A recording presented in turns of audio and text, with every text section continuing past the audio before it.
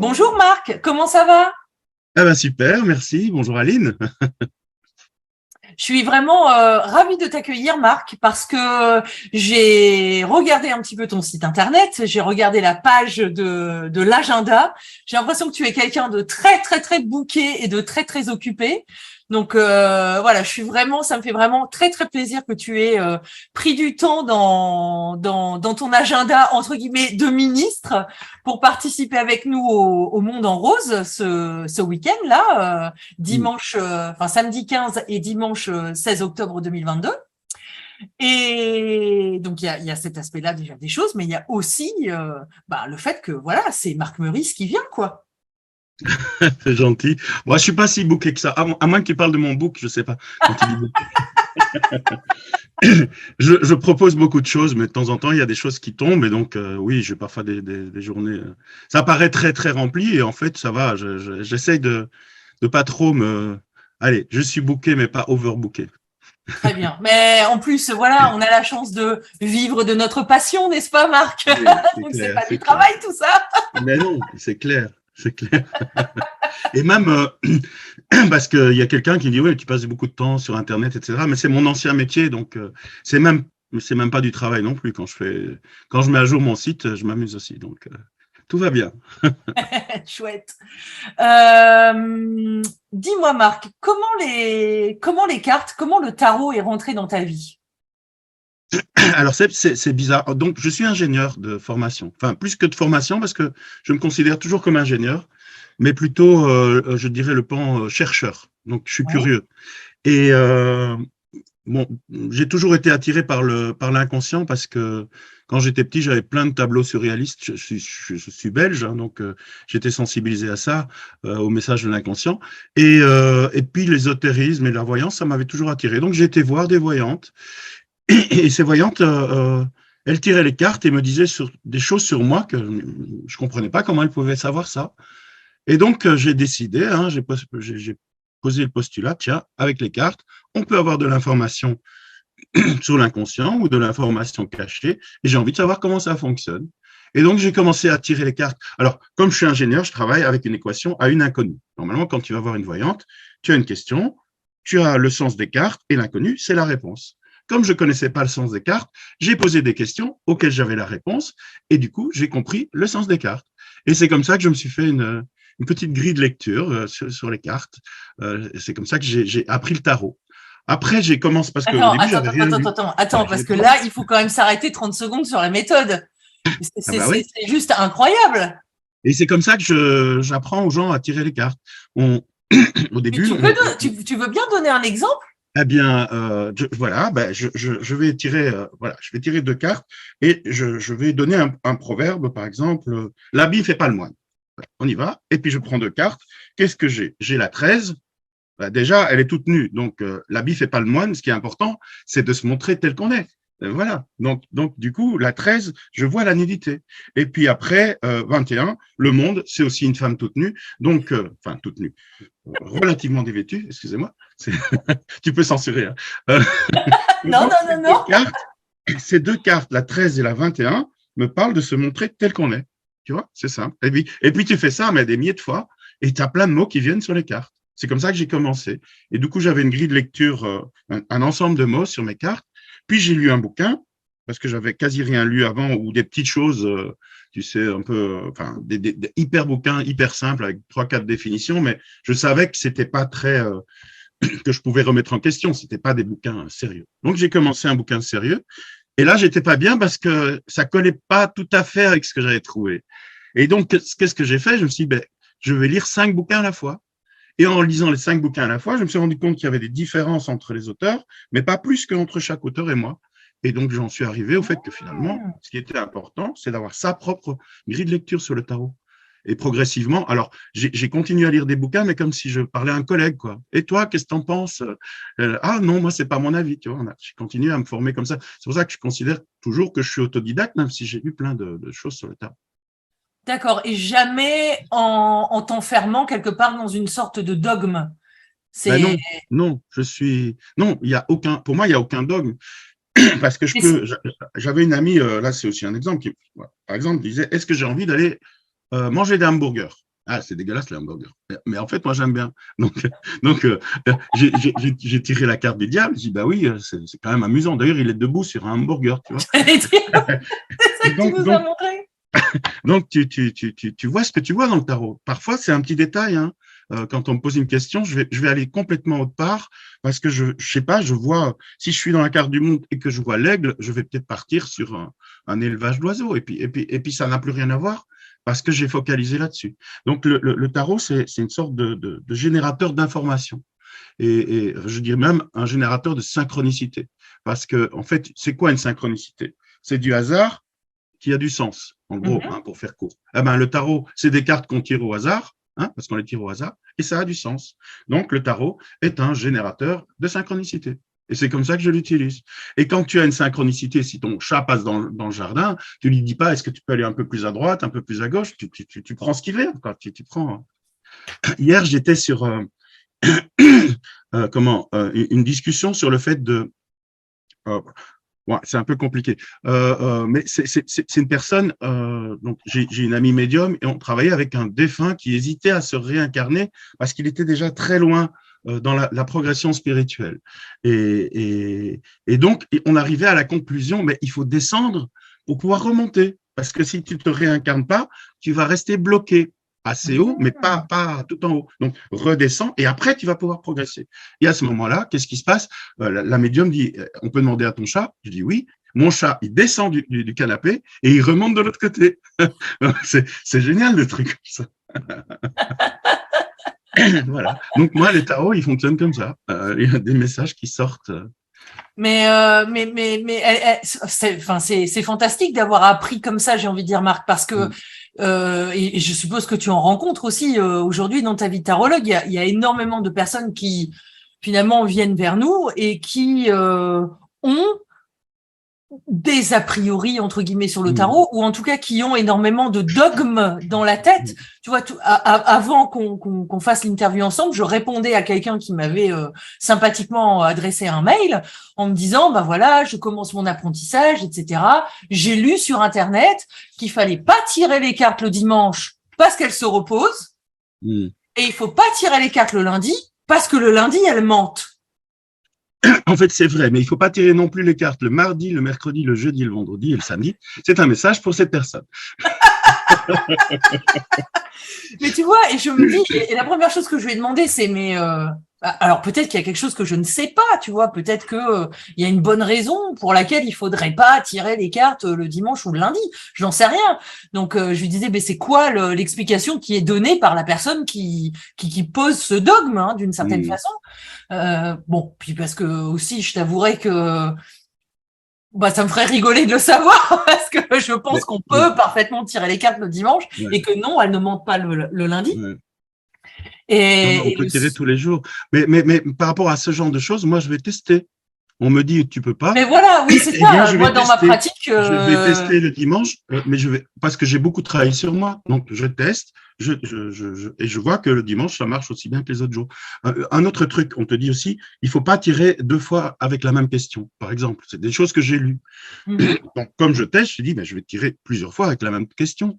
Et ce que je me suis rendu compte, c'est que quand tu poses jusqu'à 6 fois la même question, c'est des parties différentes de toi qui répondent, et même des parties que tu vas normalement pas consulter.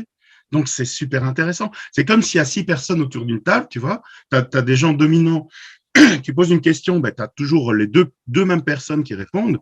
Et puis, à un moment, comme tu animes la table, tu te dis, et vous, madame, qui ne s'est pas exprimée depuis une demi-heure, qu'est-ce que vous en pensez? Ou vous, monsieur, qu'est-ce que vous en pensez? Eh ben, avec l'inconscient, c'est la même chose. En posant plusieurs fois la même question, j'ai même créé un petit protocole où on va justement faire parler les différentes instances de soi. Et c'est très intéressant parce qu'il y a des parties de soi qui s'expriment jamais. Et ces parties-là, en fait, quand je dis elles s'expriment jamais, elles vont s'exprimer quand la casserole, la pression, ça commence, elles en ont marre de pas être entendues et elles vont s'exprimer à tort et à travers. Donc, je vais ouais. aller chez le fleuriste, j'ai demandé 4 roses, il m'en donne 5 et je commence à m'énerver. Et après, en sortant, je me dis, pourquoi je me suis énervé comme ça? C'est pas normal. Ben, ça, c'est parce qu'il y a une partie, ça a touché une partie de moi qui s'exprime pas. Et en allant les interroger, finalement, c'est vraiment un travail de connaissance de soi et de rééquilibrage de sa psyché. On est plus intégré. Donc, on va pour ceux qui connaissent un peu le tarot, ben c'est une sorte de raccourci vers le monde. Parce que moi, je suis pas l'évolution 1, 2, 3. Moi, comme je tire les cartes au hasard, on a une fois 5, une fois 6, une fois 4, une fois 2, et puis on arrive à 21, si on veut.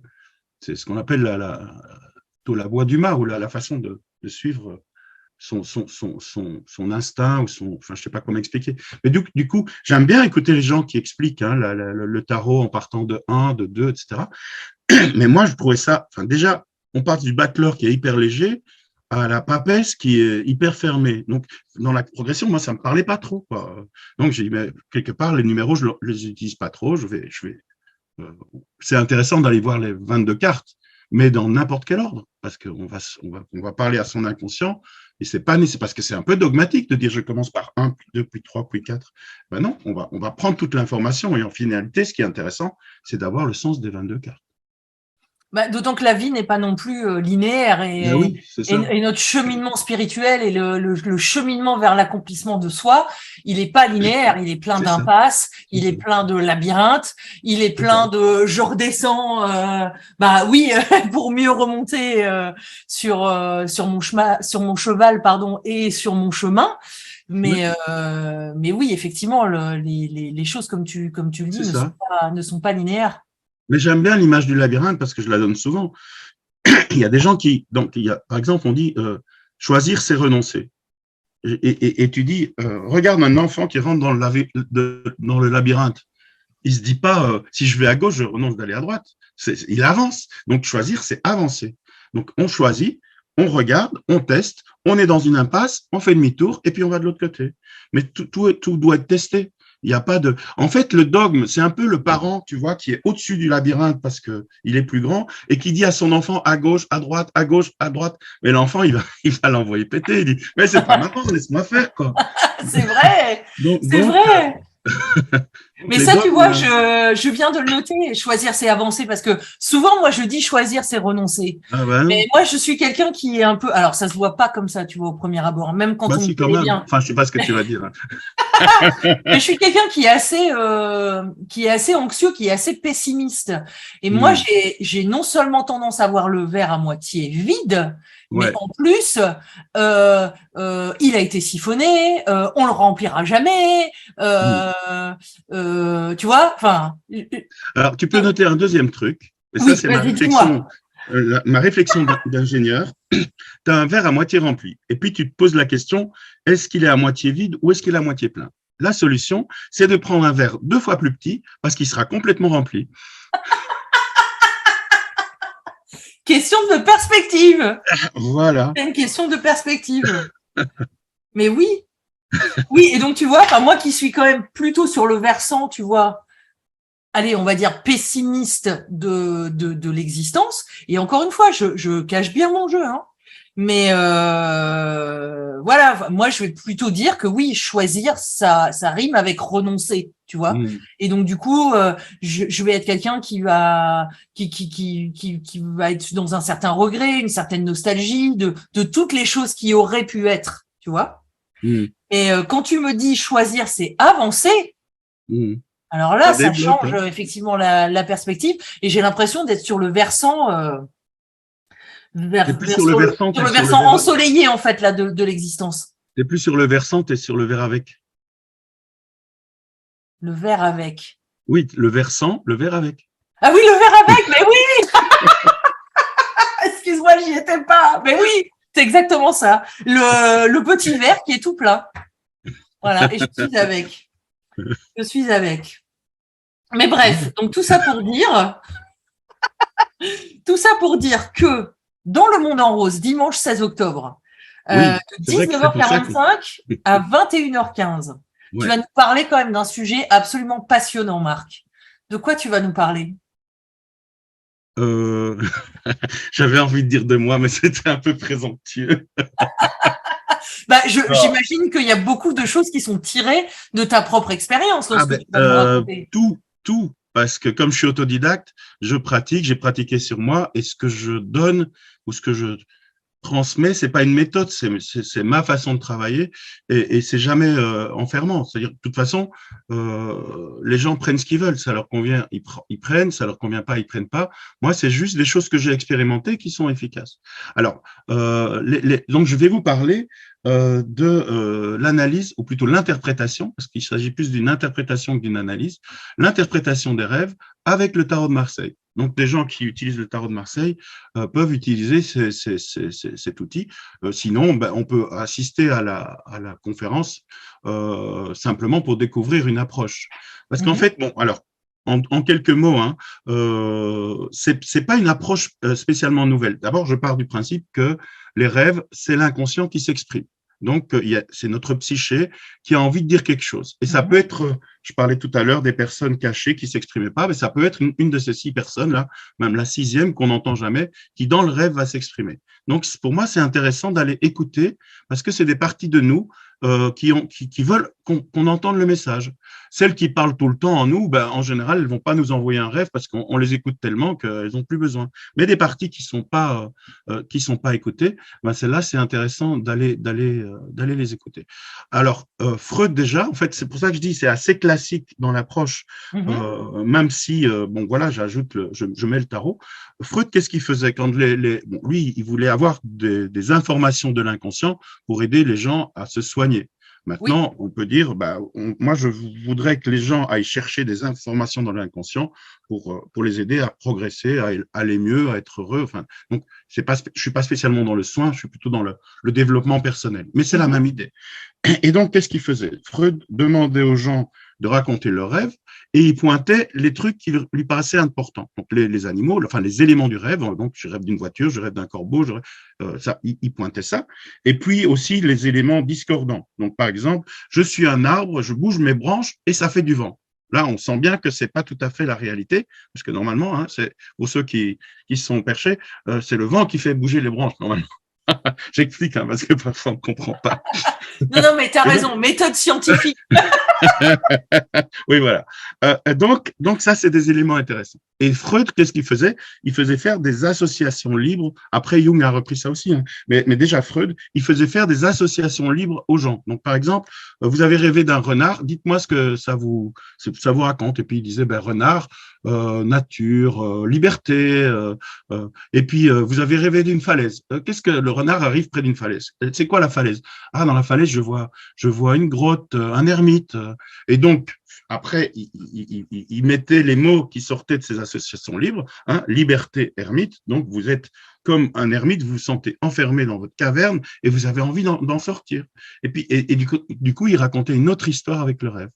Ben ici, c'est la même chose, à part que, au lieu de faire des associations libres aux gens, je vais simplement demander au tarot, alors c'est quoi le renard? Et je fais un tirage. Et le tarot répond.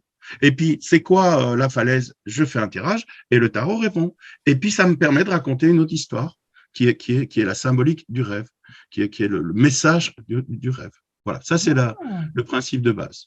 Après, on verra un petit peu les rêves prémonitoires, les cauchemars, etc. On ira voir un peu tout ce que cela signifie. Les rêves des vies antérieures, parce que même si c'est une vie antérieure qui se manifeste, pour moi, ça reste cohérent avec mon approche, parce qu'une vie antérieure, qu'est-ce qu'il y a? C'est qu'elle a, en admettant que ça existe, hein, même ça, enfin, moi, j'accepte le principe, je le prétends pas, mais si on a eu une vie antérieure, ça a laissé des traces dans notre psyché aujourd'hui. Donc, si j'ai rêvé que j'étais un viking, eh ben, dans ma psyché, il y a un viking qui agit quelque part. Et donc, je vais me connecter à ce viking aujourd'hui. J'ai pas besoin de savoir si ça vient d'une vie antérieure ou pas. Et en fait, ça, c'est la même chose. On a l'information. Et donc, on va aller interroger le viking qui va nous dire, par exemple, là, je tire une carte, bah, c'est Odin, en fait. Vous savez, le pendu, ça ne peut être que lui. Donc, le viking, c'était un premier accès à la connaissance, mais une connaissance qui était non dogmatique, justement, puisque Odin, enfin, c'est Odin, ouais, il s'est pendu un arbre à l'envers, comme le pendu, et tout d'un coup, après 7 jours, il y a les runes qui lui sont apparues, runes, tarot, hein. Donc, je vous ai raconté un rêve de quelqu'un qui a découvert le tarot de façon bizarre, un peu comme moi. Bah, écoute, moi, je trouve ça absolument fascinant. Moi, je suis quelqu'un, j'ai du mal à me rappeler de mes rêves, en fait, Marc. Est-ce que tu as des conseils ou une technique pour essayer de rêver? Alors, rêver, ben, on rêve tous et toutes, Ouais, ouais. mais pour s'en rappeler surtout, pour avoir Oui, du matériau inconscient à travailler. Parce que moi, oui, j'en ai c'est ça. pas beaucoup. Et si je te racontais le dernier rêve dont je me souviens, j'ai rêvé que mon mari m'offrait un pick-up noir. Eh ben voilà. Mais ça suffit, hein. On va voir c'est qui le mari, parce que le rêve te raconte une histoire avec des éléments de la vie courante. Mais en gros, qu'est-ce Ouais. qu'il te dit le rêve? Il te dit, tu te rappelles l'émotion que tu aurais si ton mari t'offrait un pick-up noir? Et ça fait monter une émotion. Eh ben, le machin dont je veux te parler, c'est la même émotion. Et donc, c'est peut-être pas ton mari et c'est peut-être pas un pick-up.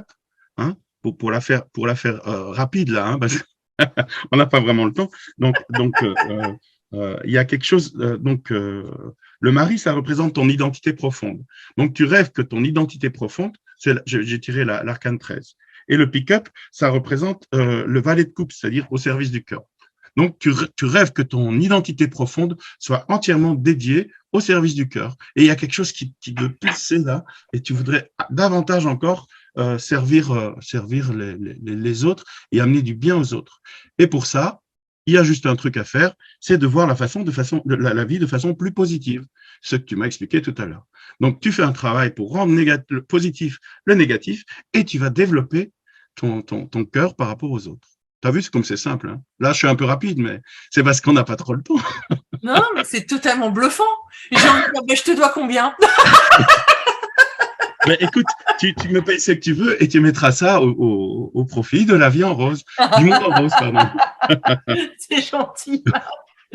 Mais non, non, blague à part, c'est ah ouais, c'est vraiment incroyable. C'est bon. Ah, Mais alors, est-ce que tu as un ça te plu. conseil pour qu'on se souvienne de nos rêves? Alors, oui, déjà, le fait d'avoir envie, Ah oui. parce que il y a une Ah oui, partie de toi non, mais t'as qui veut pas carrément aller raison, voir. hein. C'est vrai que si t'as pas envie ou que t'as peur, C'est ça. ça va Après, bloquer. il y Ouais. a des trucs, c'est-à-dire que tu dois, quelque part, tu dois mettre un objet à côté de ton lit, un objet inhabituel. C'est pas l'objet en soi qui est important, c'est de mettre quelque chose d'inhabituel à côté de ton lit. Et avant de t'endormir, tu dis, cet objet, ça va me servir à me rappeler de mon rêve. Et donc, c'est possible qu'il arrive dans ton rêve ou que quand tu te réveilles, l'inconscient déclenche tu vois, comme un souvenir du rêve. Donc, un objet, ça peut être n'importe quoi. Hein. Tu prends, voilà, j'ai un super Stabilo Boss ici, rose. Ah, c'est rigolo. J'ai pas fait exprès. Tu mets ton Stabilo Boss. Ouais, c'est la marque, hein, mais ça peut être n'importe quel crayon. Un crayon rose à côté de ton riz, de ton lit. Oh oui, ou un bol de riz, puisque je me suis trompé. Tu mets un bol de riz à côté de ton lit. Et je prends quand je me trompe, c'est souvent signifiant. Donc, pour toi, peut-être que plutôt que le stiff rose, puisque c'est quand même quelque chose que tu travailles beaucoup pour le moment, tu mets un bol de riz. Un bol de riz à moitié rempli. Ben oui, par rapport à tout ce qu'on s'est dit déjà dans notre conversation. Voilà, parce que du coup, ton bol, dans ton rêve, tu vas dire est-ce qu'il est à moitié plein ou à moitié vide, et ça va t'aider à, à te souvenir de ton rêve. Je ne sais pas pourquoi, mais quand on Bon, met de toute écoute, façon. écoute, je prends l'engagement d'essayer. Et puis, peut-être qu'à l'occasion, on réenregistrera une vidéo pour donner un update à la communauté Là, sur cette j'ai encore une histoire de information. beuverie. Donc, tu mets ton bol de riz à moitié rempli, et à côté, tu mets un bol 2 fois plus petit. Comme ça fait ça fait l'ensemble de ce qu'on a raconté. D'accord, je note. Hein. Parce que quand on déconne, souvent en début de session, je déconne avec les gens en début de séance. Et puis ce que j'ai dit au début, mais qui avait rien à voir, hein, j'ai parlé des tortues par exemple, eh bien ça revient dans la séance sous forme d'information. Mais c'est chouette parce que du coup ça fait une boucle. À la fin de la séance, je retrouve des trucs que j'ai dit au début, quoi, sans même y penser. Et alors, du coup, parle-nous un peu du travail que tu fais avec tes consultants.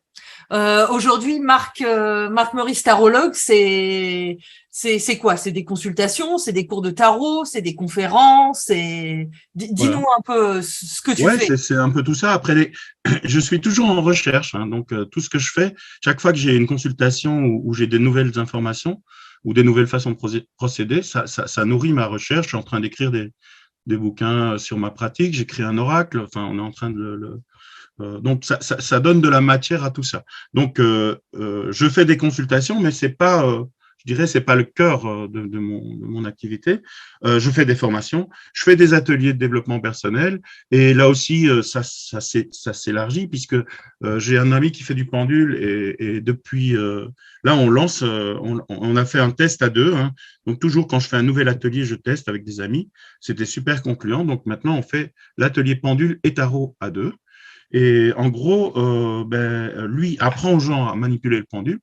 Une fois qu'on a manipulé le pendule, on va mesurer la circulation de l'énergie dans nos chakras. Donc, chacun fait ça, hein. On apprend à faire ça.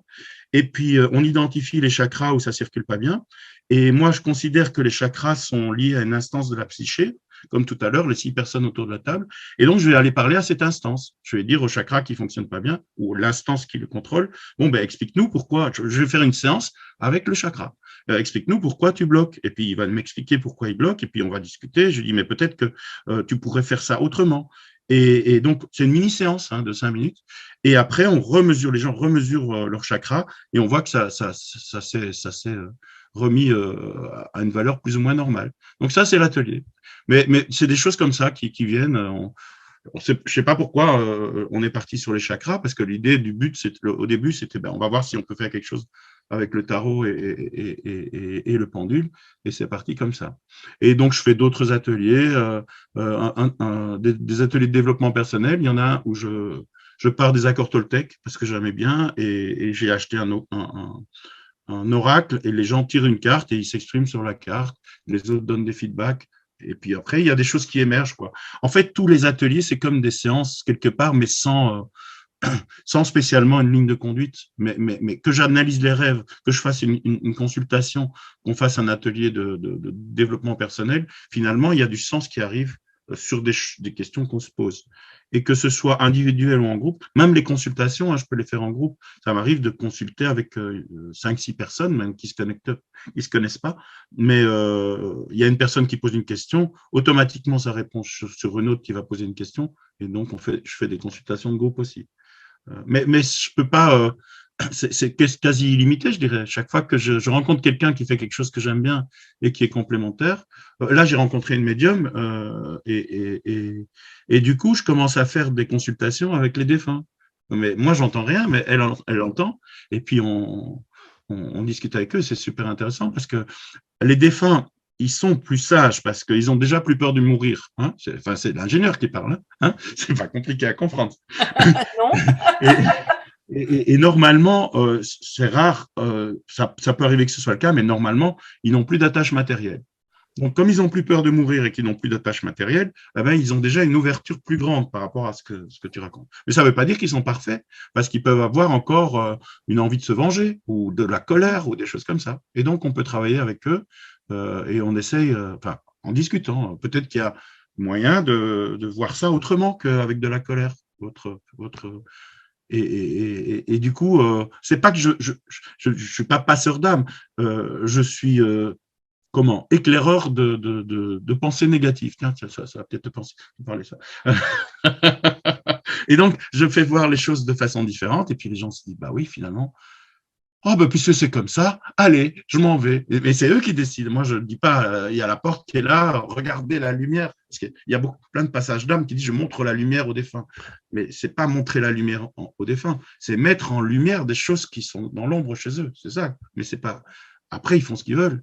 Et parfois, ils peuvent rester parce que moi, je les encourage à rester parce après la séance, ils sont super chouettes. Donc, après, je ne sais pas si réellement c'est les défunts, si c'est des énergies, etc. Mais ça, de nouveau, ça n'a pas beaucoup d'importance parce que ça résonne dans la psyché de la personne qui vient avec son défunt en général. Donc, on fait un travail. Oui. Si on fait un travail à l'extérieur, on fait un travail à l'intérieur. D'ailleurs, tu connais sûrement la table d'émeraude, le texte Mhm. de base de l'alchimie, enfin un des textes. La première phrase, c'est ce qui est en haut et comme ce qui est en bas. Et moi, j'ai réinterprété ça par ce qui est à l'extérieur et comme ce qui est à l'intérieur. Donc, tu n'as pas besoin de te demander si c'est une entité, si un guide ou une entité te parle, ça résonne à quelque chose que tu as à l'intérieur.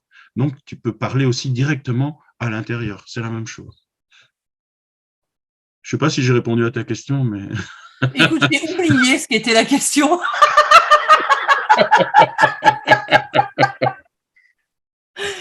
Non, mais c'est absolument passionnant. Moi, c'est un truc, tu vois, tout ce qui est voilà, âme, défunt, etc. Je suis un peu flippette, tu vois, sur ces aspects-là. Donc c'est quelque chose qui me fait un peu En fait, il faut juste considérer… qui me fait quand même un peu ouais, qui me fait un peu flipper quand même. Ouais, Ouais. mais tu dois considérer que l'invisible, c'est comme le visible. Quand tu vas sur une place, tu connais personne, tu vas te dire, tu veux savoir l'heure, tu vas demander à n'importe qui. Tu vas pas te dire, oula, celui-là non, je dois me protéger, je vais d'abord mettre ma camisole avant de demander l'heure. Mais c'est la même chose avec les défunts, en fait.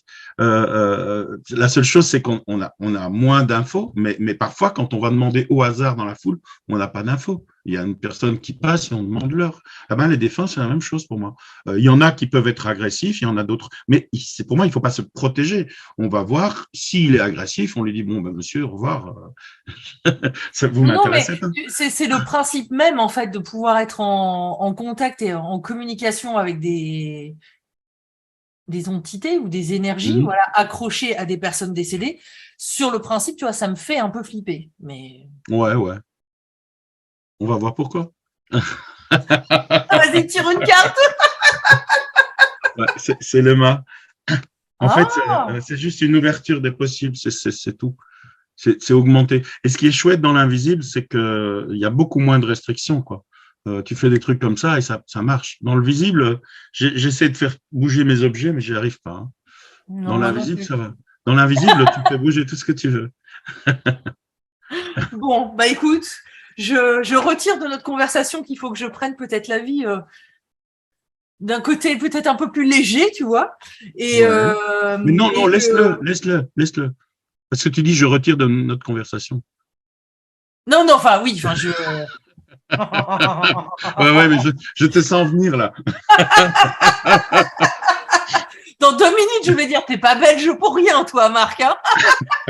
C'est un sens de l'humour à montrer, qui est très propre à…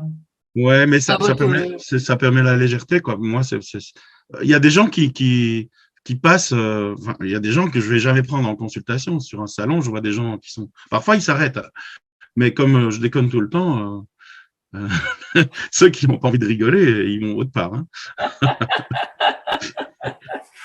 Aussi, j'aime bien rigoler.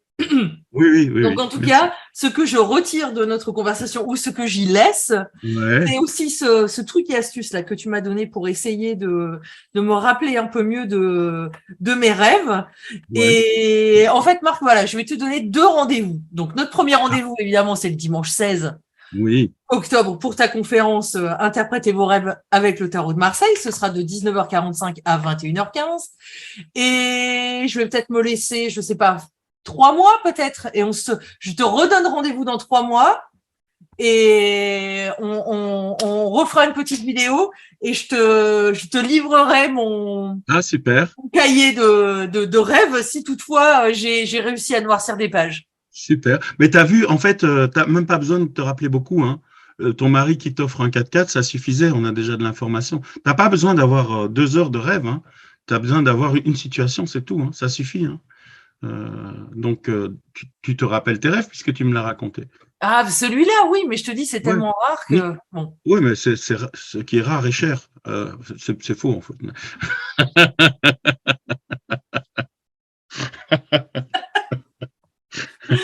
Non, mais tu ne dois pas t'en rappeler des tonnes. Hein.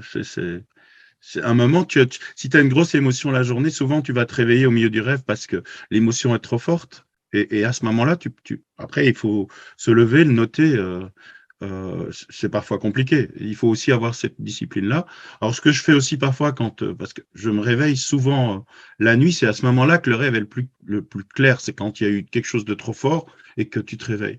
Eh bien, soit je me lève et j'écris, soit je le mentalise et je le réécris. Donc, si j'ai, par exemple, moi j'habite près de Figeac, si j'ai rêvé d'une gare, je vais dire la gare de Figeac, même si c'était pas la gare de Figeac dans mon rêve. Mais quand je me réveille, du coup, j'ai des accroches et c'est plus facile de se le rappeler comme ça. Ok. Voilà. Bon, Mais si avec tu es d'accord, plaisir. on en reparle dans 3 mois. Ouais, oui, on en reparle dans 3 semaines. Hein. Dans Ça trois va aller semaines. vite. À bientôt, Marc. À bientôt, merci à toi et à dimanche alors. Au À revoir. dimanche. Salut.